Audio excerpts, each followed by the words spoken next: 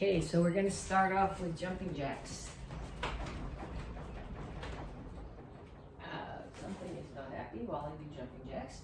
I'm going to do jumping jacks that involve less balancing because something in the cabinet behind me doesn't like me doing jumping jacks.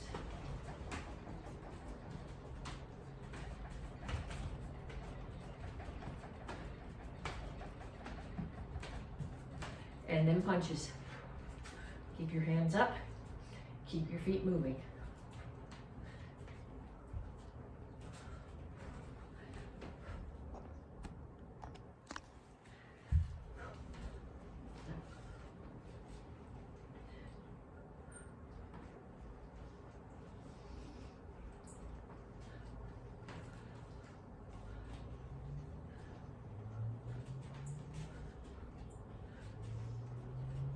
And skaters.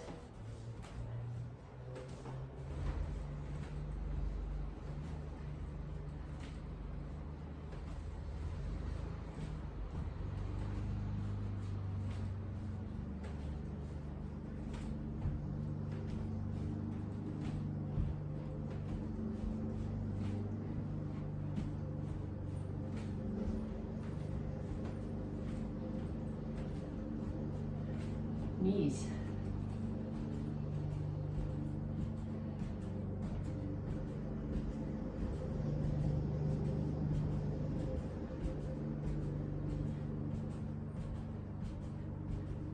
Other side.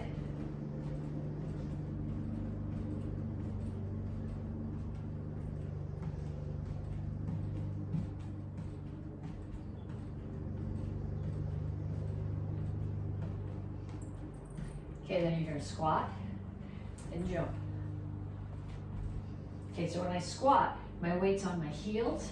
When I jump, I land on my toes and roll back to my heels. If you squat on your toes, you stress your knees. If you land on your heels, you jar all the way up your spine.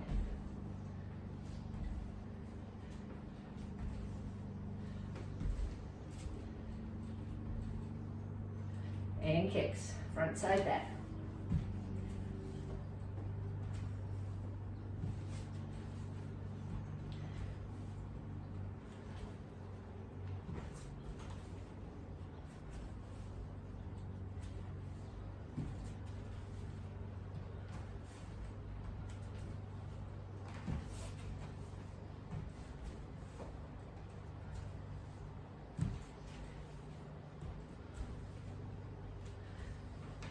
Okay, so that was 6 exercises, 30 seconds each. I want you to do 2 more rounds. So jumping jacks, punches, skaters, knees, squat jumps, and kicks. 2 more times through. Stop the video if you need to, and then come back to me to stretch. Okay, stretch. Reach up.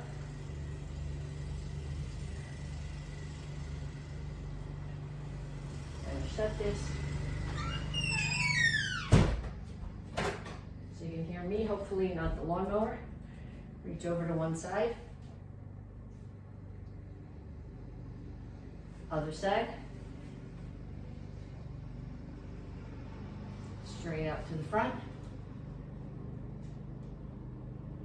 And reach for the floor.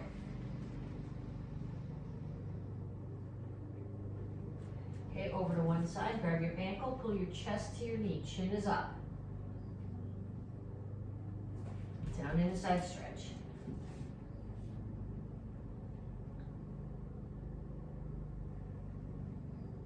Turn, stretch your hip flexor.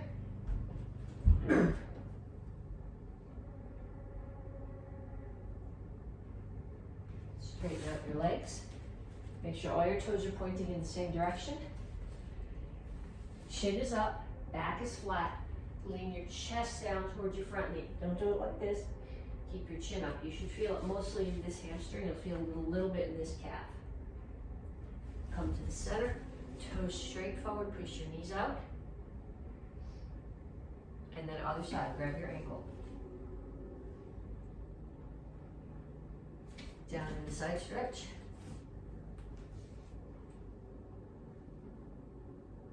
Turn, stretch your hip flexor.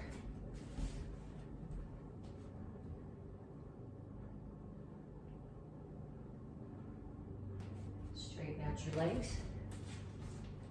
Stretch your hamstring.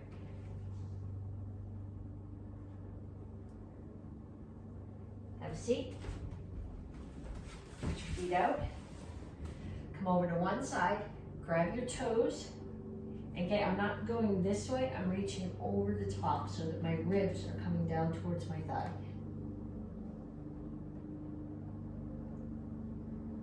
Other side.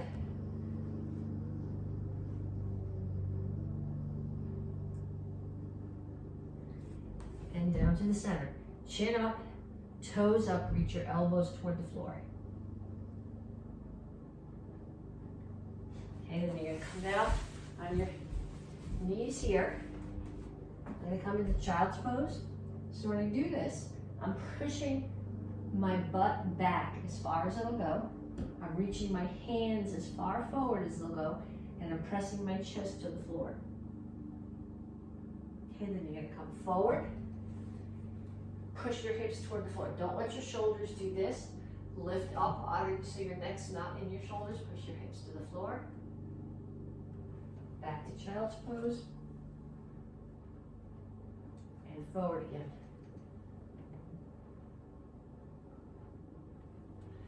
Okay, then here, put your fingers together.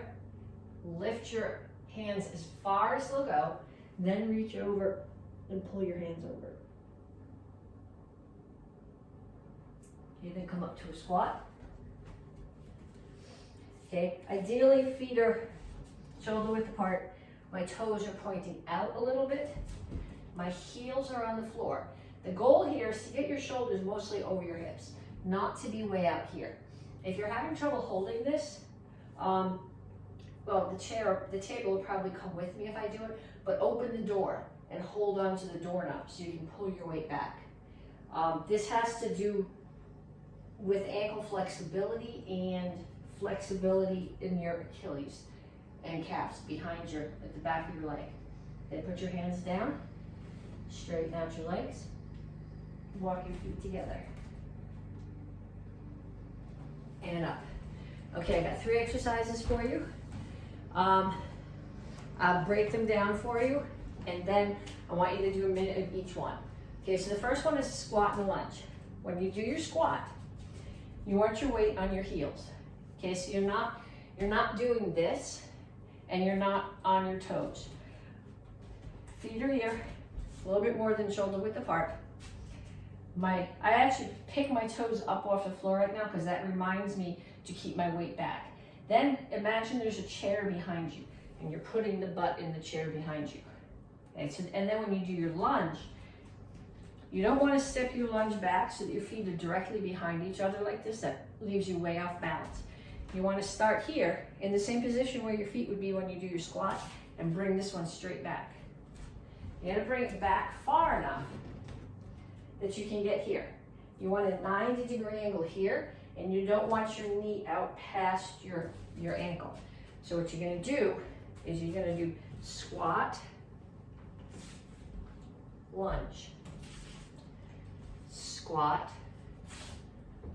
lunge, squat, lunge, squat, lunge. Okay, then you're going to put that away for a couple minutes. And I'm going to show you the next one. Okay, the next one. This is a plank jack that we're going to do with the push-up. The plank jacks you really need to do on your toes. The push-up you can drop to your knees. Okay, but anything that you're doing in a plank, you want to make sure that your back is flat here. Okay, if you're up here, you're still getting some arm work, some shoulder work, but you're losing all the benefit to your core that you would have if your back was flat. So you're going to start here, put your feet out so you're in a plank, and you're going to do 1, 2, 3, 4, 5. Okay, then you're going to do push-up. You can drop to your knees for the push-up if you want to. Whether you're on your knees or your toes, your back needs to be flat. Okay, no butts in the air. So five plank jacks. 1, 2, 3, 4, 5. And the push-up. Okay, that's the second one. Third one, full crunches. Okay, so I start here. In the up position, the only thing that's on the floor is my tailbone. On the down position, my shoulder blades, my lower back touches the floor, and my shoulder blades just tap. So I'm up on my tailbone and down, up, down, up, down. Okay, so 3 exercises there. We did squat lunge, we did plank jacks with push-up, and we did full crunches. 1 minute of each of those. Okay, so this month you're getting your stripe for intensity. And we're gonna talk about keeping the intensity up. It's very easy when you start something to be very intense, but the further along you go, the more tired you get, the more times you get hit if you're sparring or fighting, the harder it is to keep the intensity up. So what we're gonna do is we're gonna practice just down, out, in, up. Okay, so down, out, in, up. And then what I want you to do is I want you to set a timer for 3 minutes. Okay, and you're going to shadow box. So shadow boxing is punches, kicks against an imaginary opponent. You gotta be throwing combinations, so you're not just going. Okay, so I want combinations. And you can step in and throw a bunch of combinations and step out and take 1 breath and then step right back in. But I don't want, because all those are rests, and the goal here is to not have a rest. So what you're gonna do is you're gonna start off shadow boxing, okay? And watch your clock, and at 15 seconds, down and up, without losing any of your intensity. And at 15 more seconds, down and up. Okay, so the goal here is to be able to do this without losing your intensity. And by intensity, I don't mean noise, and I don't mean, if you're in the Karate Kids class, warrior face, because that's got nothing to do with it. I can be using a lot of intensity here, and I'm chatting with you. There's no warrior face going on. There's no key-ups going on. It's what my body is doing. Speed, power, I'm focusing on my targets. There's martial intent. And I want you to keep that up for 3 minutes. Okay, at the end of 3 minutes, turn it off, and we'll go on to some curriculum. Okay, so now we're gonna go through all of the required forms for this cycle. We're gonna do a whole mess of self-defenses. Okay, so I have them on here. This is the end of the cycle. Next week is strike test. So you should not be learning anything new right now. This is all review. So what I want you to use this video for is memory pegs. I want you to practice all of your self-defenses. I want you to practice all of your forms. If you are a red belt or an apprentice or a dan, you've got a ton of forms, you should practice them all at least once. You should practice your form from this cycle at least 3 to 5 times. Okay, I'm gonna do them for you as a point of reference if you're missing a move from one of the forms, so you can go back and practice. But by this point, next week is strike test, and at the end of next week is graduation. You'll be getting a new belt. So you should have this stuff by now. So we're gonna start off with basic form 1. 1, 2, 1, 2, 1, 2, 3, 4, 1, 2, 1, 2, 1, 2, 3, 4, 1, 2, 1, 2, and then basic form 2.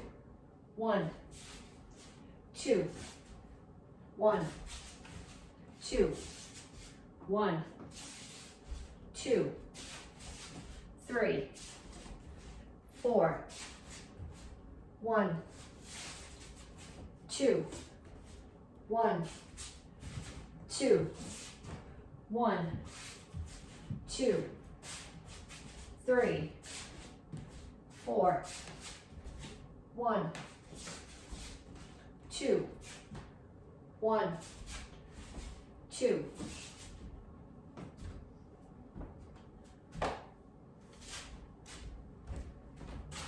Okay, so white belt forms are basic form 1 and 2. Beginner form, Chilsung Ilro. 1, 2, 1, 2, 1, 2, 3, 4, 1, 2, 1, 2, 1, 2, 3, 4, 1, 2, 1, 2. Okay, so that's beginners. Advanced, green, brown, red, Naichi Shodan.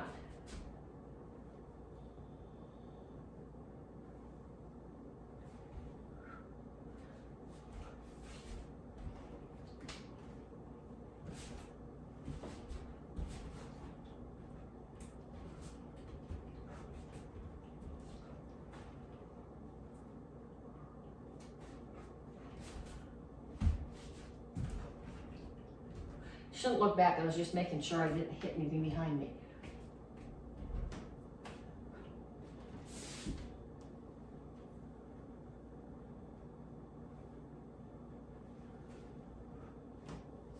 And dons, all the dons, we all did the same form this summer, Jian.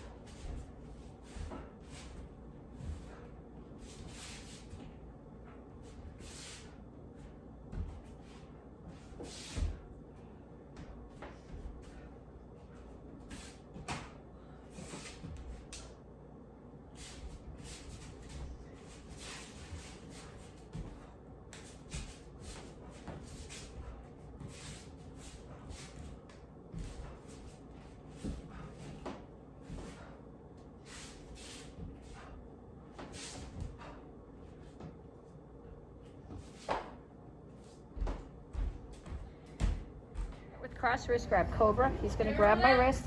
I'm going to trap, step back, and then step back in directly in front of him. Want to have a 90-degree angle here and a 90-degree angle here. And I am going to rotate his fingers over towards his face. I'm not just pushing down, but I'm rotating. Okay, I can also do that. Trap, pull back, step in. And this is called Cobra knife hand. My hand is straight. This knuckle is driving into the side of his wrist. Get out of the way. I prefer to get out of the way to the outside, but this doesn't work from the outside. So I'm going to throw a punch, because if I just do this, he's going to punch me. Okay, so I'm going to step in and I'm going to block and punch together. I'm going to switch hands and come here. I'm going to elbow, because if I just come here and I don't elbow, he's going to choke me. Now my feet are in the same orientation as his, and I'm going to take his arm and put it here on the outside of my arm. We're not going to put it on top, I'm going to put it on the outside. Then without moving my feet aren't going to go this way, and without losing this contact, I am going to turn and drop my right knee to the floor, and that makes him fall. Now if you look at my foot is flat. If I put it this way and he lands here, I will break all my toes. This is Shiinagi. Some of you may call it bat wing or chicken wings, and it's actually called Shiinagi. He's going to throw a punch. I'm going to step out of the way. Block, parry, trap the thumb blade of his hand. Break the elbow. That, if I don't break his elbow, there's no way he's going to let me do that with his arm. So I'm going to break his elbow. Then this arm is just going to go straight and follow so that we're here. We need to be shoulder to shoulder. I can throw him from here, But if I throw him from here in class, I'm going to dislocate his shoulder, and I would prefer not to do that to my Uki. So we're going to come here, shoulder blade to shoulder blade. This hand is not involved. It's just a balance break right here, and then I'm going to grab. Okay, we're going to do a Sodagari. A Sodagari means major outside reach. He's going to throw a punch. I'm going to get out of the way, block, parry. I'm going to step in. We need to be close. Hips touching, ribs almost touching. It doesn't work from out here. Okay, I've got my forearm in his throat. What makes this work is a push and pull. But if I don't clear the legs out of the way, if I clip my knees here, either he gets his legs rumpled up and he breaks his knee, or he falls on my leg and he breaks his knee. So I'm going to ask him if he's ready. And when he says yes, it means all of his weight is on this leg and there's no weight on this leg. Are you ready? Okay, so then I'm going to pull this leg way up out of the way and push and pull. His knee takedown from the ground. And it's meant to break the knee of your attacker. However, if you're practicing with somebody and you put your foot on their knee and they lose their balance, they're going to have surgically damaged knees. So we're going to do it with a fake knee instead. So he's going to knock me down. I am going to do a back break ball. Then he's going to walk towards me. I'm going to pretend that's the knee. I am going to hook one ankle behind his ankle and put my other foot on his knee. And just like I did with the Sodagari, I'm going to push and pull. Okay. And had that been with his knee, I would have broken his knee and he would have fallen down. But this way, he lives to do it again another day. Like attacking you with a stick. We're going to assume that they know what they're doing and they're committing their weight. So they're going to attack with the stick in their right hand and they're going to step forward with their right foot. I'm going to get out of the way. I'm going to catch. I'm not really blocking, I'm parrying. But I'm going to catch his arm, not the stick. If I catch the stick, I'm going to break my arm. So I'm going to catch here, swing it down so he hits himself in the knee, either with his fist or the stick. And I'm going to pull the stick here. I am not going to stand here. If I stand here when I take him down, I'm going to kick myself in the groin with his foot. So I'm going to step out here. I'm going to grab both ends of the stick behind his knee. I'm going to put my shoulder in his hip and push and pull. Then when I get here, I'm going to get down in a horse stance. I'm going to tuck one end of the stick into my elbow, grab the other end, and stand up and drag it up his leg. And I've very nicely used a noodle rather than a stick. Okay, so he's going to grab my lapel. And he's going to throw a punch with the other hand. This hand is not a threat. I'm just going to trap it so it stays there. I'm going to block the punch. I'm going to cup my hand and hit the side of his head. Hitting with the cupped hand, the change in the air pressure potentially pop the eardrum. Then I'm going to follow through with my elbow. Then I'm going to reach all the way across, grab the pinky blade of his hand, pull it across to here. Put all his knuckles are against my sternum. I'm going to pull down, attack his face. Then I'm going to let go with my outside hand. Inside hand stays here. I'm going to grab his thumb blade because I have small hands and it gives me better control. This is going to bend. I'm going to come here to wrist lock 3. Then I put my hand on the back of his head. I'm going to pull down my hand and step back with my other foot. Okay, so we're going to have the person offer you their right hand. I'm going to take my left hand and grab the whole thumb blade of his hand. I'm not just grabbing the thumb, I'm grabbing the whole blade. And I'm going to put my right hand across the other blade of his hand. I'm going to bring it up against my body, so I'm using my body for leverage. And I'm going to rotate my right shoulder towards my left and down. He tries to get away from this by pulling straight back. Okay, so I am going to step inside, take my bicep, my right bicep, put it under his elbow, reach over with my right hand, grab the pinky side of his hand again, tuck it against my body, and rotate his pinky away. This is called inside cradle arm bar straight for obvious reasons. He tries to get away from this by bending his elbow. I go with it. Okay, this is inside cradle arm bar bent.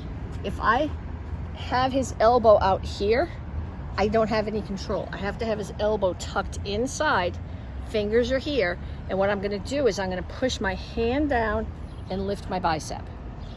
From here, I'm gonna come back out to wrist lock 1. I'm gonna take my hand and swing it up and over. So from my left side across to my right, bring it back up, grab his pinky blade with my right hand, put my thumb right below his knuckles, and then with my other hand, put my other thumb right below his knuckles. I am gonna bring it towards my body, push his fingers towards his elbow, and pull his wrist towards me. Okay, that's wrist lock number 2. So now I'm gonna go to outside cradle arm bar straight. If your hands are big enough, you can grab their whole hand. Otherwise, just take these 2 fingers, step to the outside with your left elbow, cradle their arm, reach across, grab the thumb, his arm is straight, and I'm gonna rotate his thumb over and across. He tries to get away from this by bending his elbow. I come with him, so I have a 90-degree angle here and a 90-degree angle here. This is called inside cradle arm bar bent. It's also called wrist lock number 3. It's also called Cobra. Then I'm gonna step back out here. I've still got his small fingers in my right hand. I'm gonna take my left hand, grab the thumb blade again, let go of my right hand. I'm gonna step in, bring his fingers to the inside of my wrist. Come up, tuck his elbow inside mine, between my elbow and my chest. If I'm out here, I'm gonna hurt his fingers, but I'm not gonna have control of anything else. Tucked in here, and I put the other hand on top and I squish. This is called gooseneck. Okay, so from here, I'm gonna free up my right hand, grab his 2 big fingers. I'm not releasing the pressure on this hand. Using this bone as a fulcrum, I'm gonna pull his fingers over. Once I've got that, I can release the other hand and grab the other set of fingers. I wanna get a good grip on the fingers, pull them in and split them, step out. I'm gonna put his elbow on top of my shoulder. I'm gonna pull his fingers back towards me, split them, and pull the hand down so I'm stressing his shoulder. Now, I'm going to keep his small fingers. I'm not gonna let them go. I'm gonna let go of the big fingers, turn my hand over this way so that my thumb side is down and my pinky's up, and re-grab those same fingers. Then I'm gonna step out. Now I can release his small fingers and I'm gonna re-grab them the same way so both of my thumbs are up. I'm gonna pull his wrist and his body towards me as I push his fingers back towards his head. Okay, then I'm gonna let go of his small fingers. I'm gonna bring his elbow in. So what I'm gonna do is I gotta come directly in front of him. I'm gonna tuck his elbow inside of mine. If it's not tucked in, I don't have control. I gotta tuck his elbow in. So on a 90-degree angle in his elbow, and as close to 90 as I can get in his wrist, and I'm pulling his fingers back. That's elbow in. Then I'm gonna go elbow up. I'm gonna turn the same thing here, and ideally, he's not any taller than me, so I can do this. I can keep my elbow on top of his. You might need to go here. Don't resist the urge to go there. Okay, so I'm here. I still have a 90-degree angle and a 90-degree angle, and I'm pulling his fingers up towards his bicep. Then I'm going to go elbow down. This is the most confusing transition in the whole set. I'm still hanging onto his big fingers with my right hand. My left hand is gonna come up, inside his shoulder, push his elbow down. Pull his elbow up against my chest, but below my ribs, not up here, because if I bring it up here, he's gonna come up and take my throat. So I want it below my ribs. Hand's gonna come in, grab my own wrist. Then I'm gonna turn my finger over here and pull down. And then this transition, you have no control in this transition. I'm gonna turn it over, put both of my hands on top, tuck his elbow back into my armpit, and squeeze here. That's the whole series. Thank you, sir. Wrist lock 1. You come around. I'm gonna do inside cradle arm bar. And then she tries to get away by bending her elbow, and I'm gonna go with it. And this is inside cradle arm bar bent. I'm gonna come back out to wrist lock 1, swing it over, Put my knuckles, my thumbs under her knuckles. Wrist lock 2. Then I'm going to come, you want to come around again. I'm going to come to the outside. I'm going to grab her fingers. Outside cradle arm bar straight. She tries to get away by bending her elbow. And I go to outside cradle arm bar bent, which is also wrist lock number 3, which in this variation of it is also called Sankyo. I come back out to wrist lock 2. I grab the thumb blade of her hand. I put her fingers inside my wrist, slide them along her ribs, tuck into gooseneck. I am going to take my left hand, grab the 2 big fingers. This hand doesn't let go. This is my fulcrum. I grab the 2 big fingers, I pull them over the fulcrum, and once I have control, I let go of this hand and grab the other 2 fingers and step out so that her elbow is on my shoulders. So I have an arm bar here. I split her fingers and I pull them back and towards me. Then I let go of my left hand, turn my fingers so my thumb is and index finger down, and re-grab. Step out, turn her over, and once I'm here, I release the right hand and re-grab in the same orientation. I'm going to pull her wrist towards me, push her fingers back towards her split them. Then I'm going to let go of the big fingers, turn over, come underneath here. I'm going to pull her elbow towards me and push her fingers back towards her. And I'm going to bring it back around and re-grab the big fingers. Elbow in. I've got her elbow tucked so it's controlled. Elbow up. Her elbow is still tucked and controlled. To go to elbow down, I'm going to bring my hand out. Push it here. Tuck her here. Grab here. I have to let go of fingers to do that. Then I'm going to turn this over. Bring them both back over so I have a pistol grip. And that's the end. Chuck forms. Single first. Courtesy.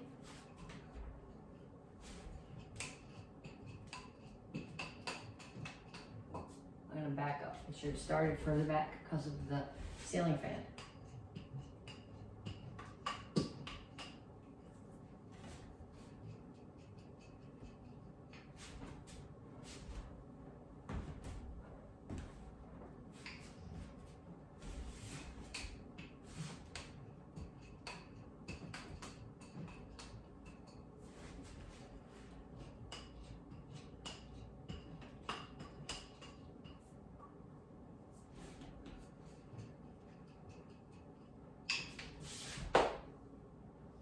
And then same thing with 2 hands.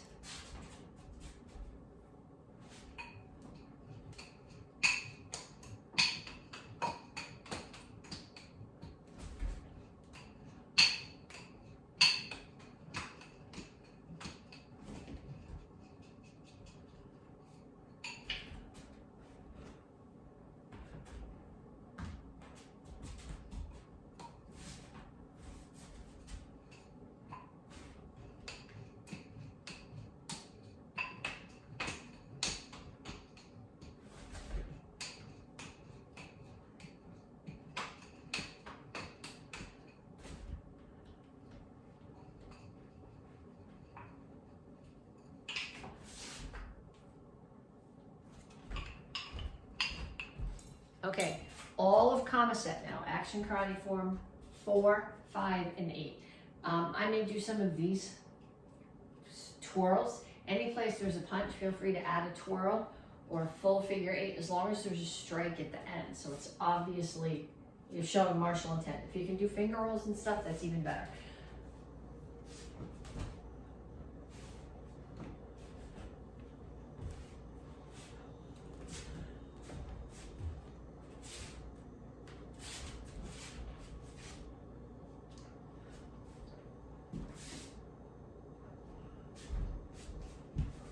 Up, in, out, touch down, back, push down.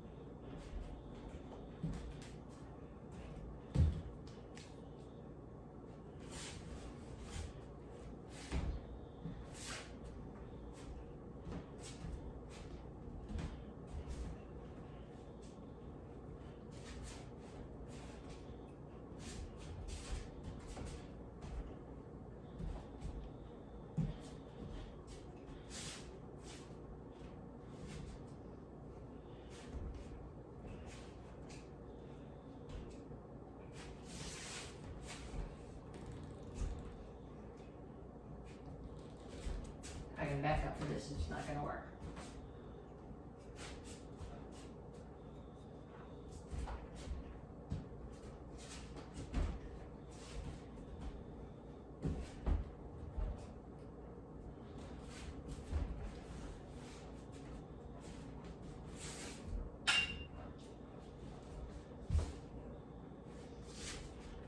No victory, humility, courtesy at the end of that one because you're likely to take out your neighbor's eyes with it. And the black belt comma form.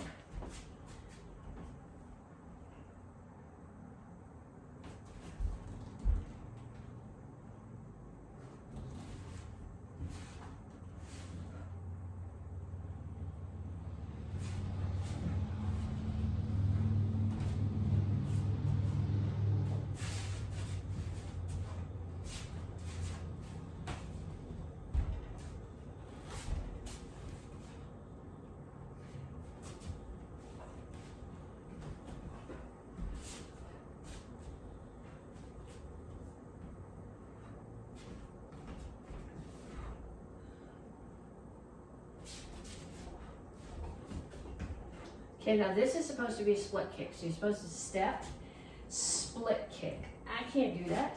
A lot of you, so if you can do a split kick, go for it. You gotta be feet out, commas down here. The rest of us are gonna do our 7-cut strike and a side kick. In either case, you're laying left foot front, spin, hook kick, land all the way back, tornado kick. And your tornado kick, you're gonna come all the way to the back, double punch. Left foot is forward. I'm going to do 2 7-cuts as I shuffle, keeping my left foot forward. Step with the right, diagonal cut. 3/4 turn. Left foot is forward now. Shuffle. 2 7-cuts. Right foot steps forward. 45 strike. Now I'm going to turn towards the back. So my right foot is leading when I get there. Shuffle. 2 7-cuts. Step forward with the right foot. 45-degree strike. Another orbit strike again. Then I am going to step back onto my left foot in a crane stance. I move forward, I'm going to crash into the cabinet. From here, I spin, come down onto my right knee, right knee straight forward here. And then the goal is to jump up in the air and pull your knees way up high and come all the way around and land here with your left knee down and a low block. I am going to come here and just switch right to there. And then it finishes here.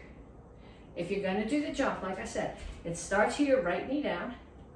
It goes back towards your right shoulder, up in the air, knees up, and land, left knee down, low block.